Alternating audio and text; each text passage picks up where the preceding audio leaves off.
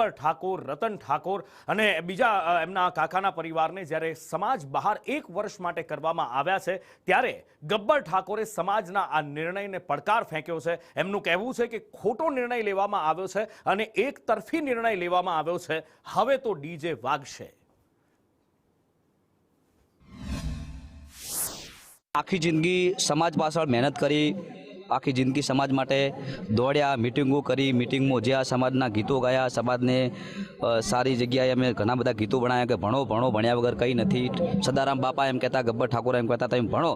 તો સમાજ માટે બહુ મહેનત કરી છે અને આજ સમાજ માટે ખૂબ અમે મહેનત કરી, એનું પરિણામ અમને આ રીતે આવ્યું છે। 3 વાગ્યા સુધી આપણે રાહ જોઈ, અમારો પ્રોગ્રામ હતો તો છતાં કેન્સલ કરીને અમે વાટ જોઈ, પણ અમને કોઈ બોલાયા નથી। અમારા ગામમાં કોઈ મીટિંગ પહેલા થઈ નથી। કાયદો હોય તો કોર્ટ બી પૂછે છે કે ભાઈ આરોપીને તારો ગુનો તને કબૂલ છે, આ પૂછવામાં આવે છે। કદાચ કોમના નિયમમાં સારું ફાંસીની સજા નહીં નકાત તો મારે મરવું પડો યાર। તો એ તો પોતે ડિસિઝન લીધું છે, એમનું ડિસિઝન છે ને એક સમાજના છોકરાને રોજગારી બંધ કરાવવાની અને 20 વર્ષનો ધંધો બંધ કરાવવાની દબાવવાની વાત છે।